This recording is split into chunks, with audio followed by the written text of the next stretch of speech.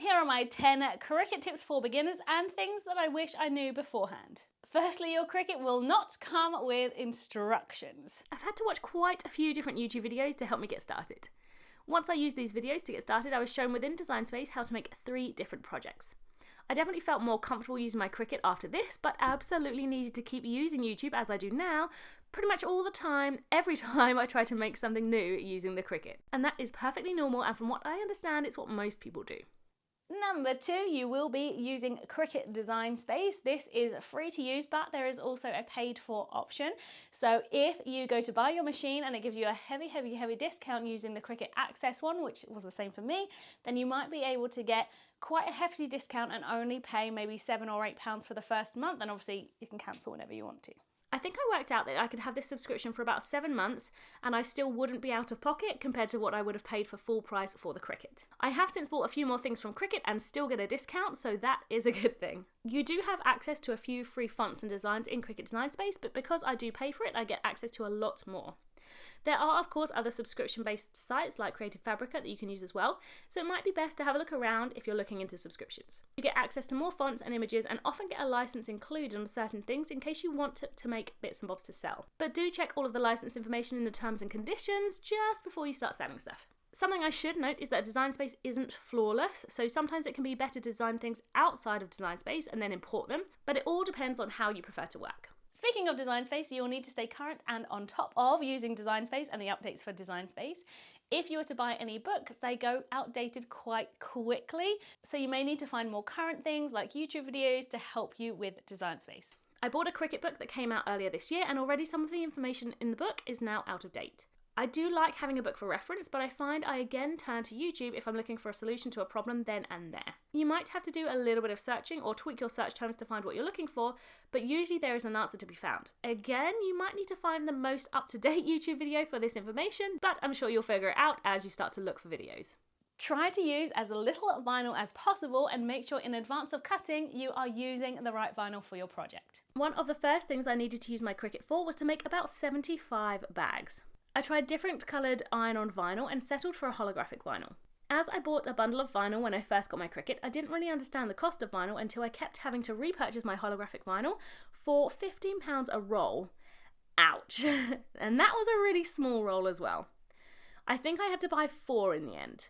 I always now try to rearrange my images and fonts in Design Space on the mat when I go to cut, because you can usually fit in an extra image or 2 if you move things around. If you don't need any extra images, it's still worth rearranging, and try to use as little vinyl as possible. You'll get to the point where you can use the smallest piece of leftover scrap vinyl for a great cut. Be wary as well in case you're using card, as the dimensions on the mat will show you the mat dimensions rather than your card dimensions, so you need to make sure that you're positioning everything correctly for the vinyl or card that you have on your mat. Measure twice, cut once. Sounds silly, it sounds obvious, but we all make many mistakes, so ideally we make as fewer mistakes as possible. Speaking of cuts, check everything before you cut. One of the things in particular is to mirror your image if you're using the heat press. Something else to think about is that you may need to make your images smaller than you think to fit nicely on things that you've already bought. I make so many mistakes, but I do tend to keep any wrong cuts that I have, just in case I need them again, and to be honest, I pretty much can always use them for something else. Try to stay organised from the very beginning. There are so many bits, pieces and projects, for me all over this room that you can't see, that I try to stay as organised as I can to make it as easy each time I start a new project. I can't explain to you how many different things I already have for my Cricut, including different types and colours of vinyl, wood, card and 3 different mats. I keep the different types of vinyl together in a box, but want to find a new storage solution going forwards. I then have all of the tools like the scraper, the brayer and the scorer. I then have other useful bits and bobs like masking tape, a tape measure and other blades, so I have a few different storage boxes to make everything easier to find. Even so, it's still a little bit manic, so I need to organise things a little bit better.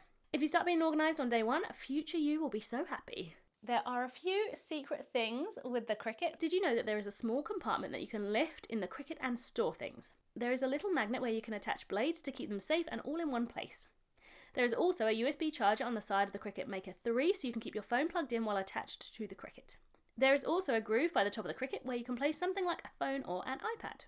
Try not to buy everything at once. It's really hard to know what to get to start with, and once you start making projects, you'll know what you need for the things that you like making, but there are definitely a few things that are really handy to have at the start. I'm very guilty of this. I bought so much at once and wanted to try and cut every different type of material that the Cricut could.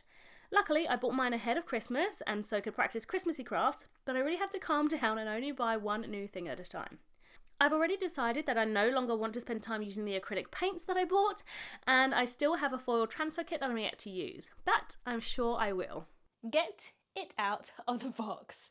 I know it's really exciting to buy your Cricut, look at what you can make, but I do know a few people that just leave it in the box, push it to one side, and don't touch it again or don't touch it for a while. So step one, get it out of the box, explore it, get comfortable with it, and then start making. So here's your reminder to go and get it out. Pause this video, go and get your Cricut, get it out and have a look.